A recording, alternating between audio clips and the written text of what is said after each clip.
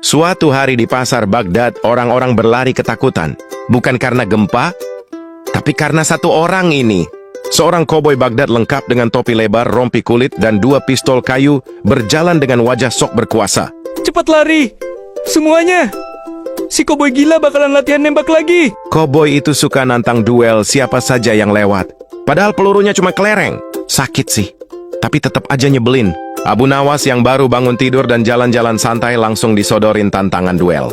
Woi, kau yang berpakaian serba biru, berani duel sama aku?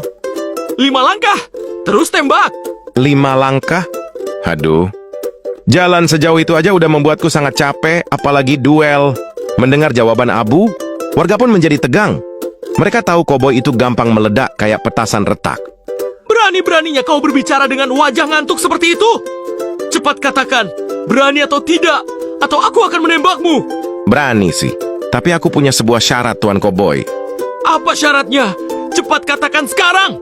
Kalau duel itu adu kecepatan tangan, berarti kita harus adil. Kita ganti permainannya. Coba, kedua pistolmu diputar dulu sebanyak 10 kali.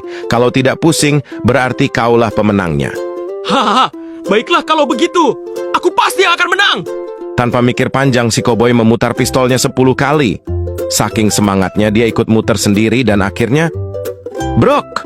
Dia jatuh sempoyongan, muter kayak gasing rusak hingga membuatnya jatuh tergeletak di tanah, tak berdaya karena pusing.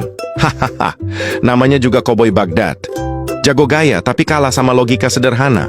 Semua warga pun tertawa terbahak-bahak melihat koboi itu tergeletak pusing di tanah. Kemudian, Abu pun berjalan pergi meninggalkan sang koboi sambil tertawa puas. Dalam kisah ini, kita belajar satu hal. Keberanian itu bagus, tapi kalau nggak dipikir dulu, hasilnya cuma bikin diri sendiri jatuh. Kadang, yang menang bukan yang paling berani, tapi yang paling bijak menggunakan akalnya. Pagi itu, pasar Baghdad lebih ramai dari biasanya, karena ada aroma kue yang luar biasa menggoda. Dan di balik aroma itu, berdirilah seorang gadis cantik dengan senyum paling manis di Baghdad. Setiap pembeli datang dengan uangnya, dan pulang tanpa sadar dompetnya menipis. Namun, pagi itu, Abu Nawas datang bukan hanya untuk membeli kue, tapi ada maksud lain. Dan ketika mata Abu bertemu mata si penjual kue itu, waktu seakan seperti berhenti. Kue madu ini, harganya 1 dirham saja, Tuan. Katanya dengan manja, padahal harga normalnya biasanya hanya setengah dirham. Mendengar penjelasan itu, Abu tak marah, tapi ingin memberi pelajaran dengan rasa manis juga. Abu pura-pura kagum dan membeli 2 potong kue, tapi meminta satu syarat aneh. Wahai wanita cantik penjual kue, boleh aku bayar dengan 1 syair bukan dengan uang? Wanita itu pun awalnya bingung, tapi akhirnya mengangguk sambil tersenyum. Lalu Abu Nawas pun mulai bernyanyi seperti penyair yang terlalu percaya diri. Seluruh pasar tertawa, bukan karena lagunya indah, tapi karena suaranya sangat sumbang. Senyummu memang mahal, wanita cantik, tapi seharusnya bukan untuk dijual. Jadi mulai sekarang buatlah harga kuenya normal, seperti pedagang kue lain. Wanita itu tersenyum hangat. Ia langsung tersadar dan tersentuh mendengar perkataan Abu Nawas. Dan sejak hari itu, kue manisnya bukan hanya terkenal karena rasa, tapi karena kejujurannya. Dan Abu Nawas pun pergi, meninggalkan aroma kue dan senyum yang lebih manis dari madu. Kadang, hal manis dalam hidup bukan datang dari gula atau kue, tapi dari kejujuran dan ketulusan hati.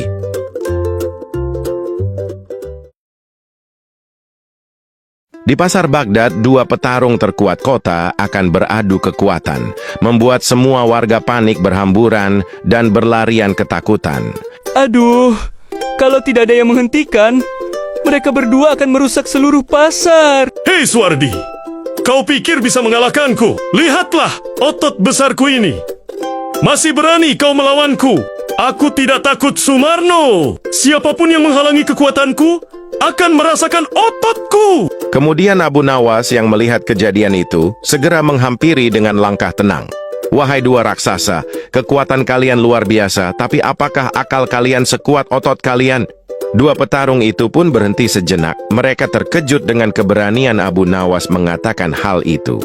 Jika kalian ingin membuktikan kekuatan, buktikan dengan kecerdikan, bukan dengan perkelahian.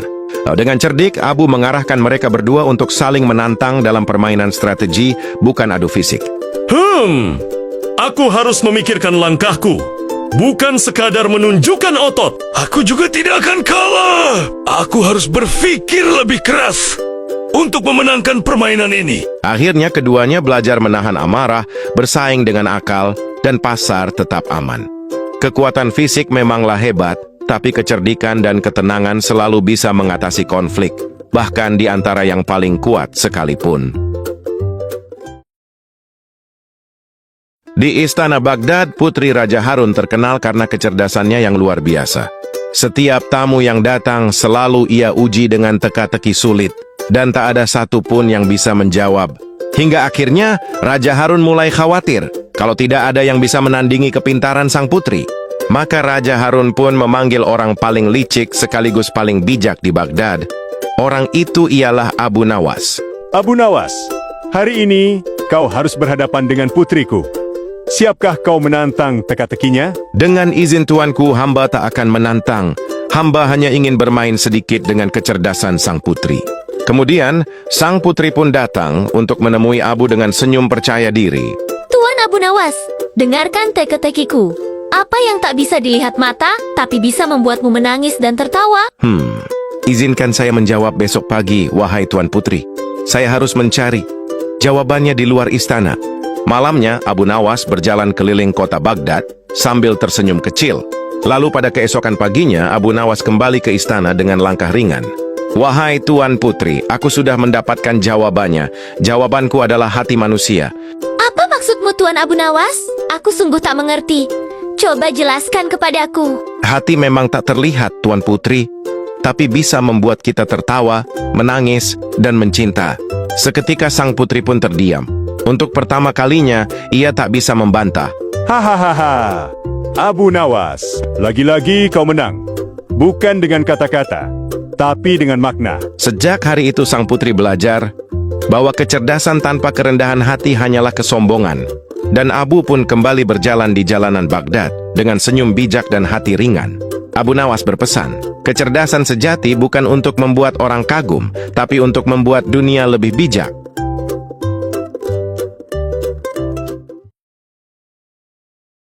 Suatu pagi yang cerah, Abu Nawas duduk di halaman rumahnya sambil menatap langit biru. Tiba-tiba seorang anak kecil datang menghampiri dengan wajah penasaran.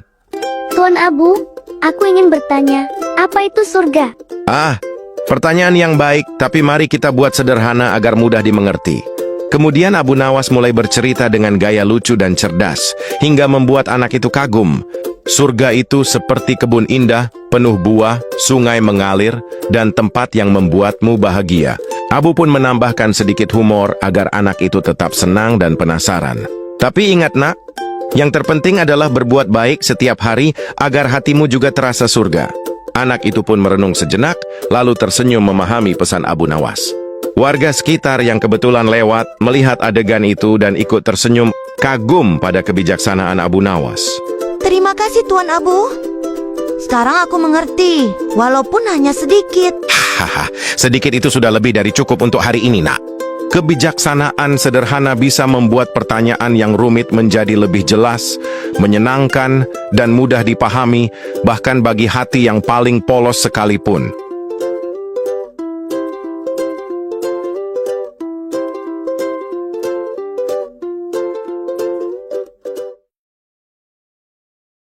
Di Baghdad, Raja Harun al-Rashid mengadakan lomba balap kuda terbesar tahun ini. Semua peserta datang dengan kuda terbaik mereka, kecuali satu orang, Abu Nawas. Hahaha, mau balapan naik keledai? Kau bercanda, Abu Nawas. Semua orang pakai kuda. Tenang saja, Tuan. Yang paling penting bukan kudanya, tapi penunggangnya. Balapan pun dimulai. Semua kuda melesat cepat, kecuali Abu yang malah jalan santai. Namun di tengah jalan, para penunggang kuda mulai saling menyalip dan salah arah. Sementara Abu Nawas, ia mengambil jalan pintas kecil di sebuah gang sempit Baghdad yang hanya muat satu ekor keledai. Dan di saat para penunggang kuda tersesat bingung mencari jalan keluar, Abu Nawas justru sampai duluan di garis finish dengan langkah santai banget. Hingga buat penonton tak percaya, keledai Abu Nawas justru yang pertama sampai. Abu Nawas, bagaimana mungkin kau bisa menang hanya dengan menggunakan keledai? Karena itu, tuanku, Keledai ini tahu jalan pulang lebih baik dari siapapun. Mendengar jawaban Abu Nawas, Raja Harun pun langsung tertawa terbahak-bahak depan semua orang. Hari itu semua orang belajar bahwa kecerdikan mengalahkan kecepatan. Dan sejak saat itu tak ada yang berani meremehkan Abu Nawas atau keledainya. Abu Nawas berpesan, dalam hidup yang cerdas bisa menang, bahkan jika langkahnya pelan. Kesabaran, kecerdikan, dan ketenangan hati seringkali lebih berharga daripada kecepatan semata. Suatu pagi di Baghdad, Abu Nawas punya ide aneh. Ia membuka warung makan di depan rumahnya. Silahkan bapak-bapak, ibu-ibu, makan di sini, bayarnya sesuai rasa kenyang kalian. Bayar sesuai kenyang. Maksudnya gimana Tuan Abu? Coba jelaskan kepadaku. Mudah saja. Makan sampai kenyang lalu bayar sesuai rasa kenyangmu. Kalau sedikit kenyang, bayar sedikit. Kalau sangat kenyang, bayar banyak. Dalam sekejap, warung makan Abu Nawas pun langsung ramai diserbu pembeli. Hehe, aku akan pura-pura nggak kenyang aja. Biar nanti bayarnya murah. Abu tahu rencana pria gendut itu, tapi dia hanya tersenyum seperti menunggu sesuatu. Wahai sahabatku, kau bilang belum kenyang ya? Kalau begitu, makanlah lagi. Tapi, aku sudah cukup kenyang, Tuan Abu Nawas. Ah, tak mungkin. Barusan aku mendengarnya. Katamu tadi belum kenyang, bukan? Pria itu akhirnya mengaku kenyang, lalu membayar dengan muka merah padam dan langsung berjalan pergi sambil marah-marah lucu, seakan tak terima kejadian itu.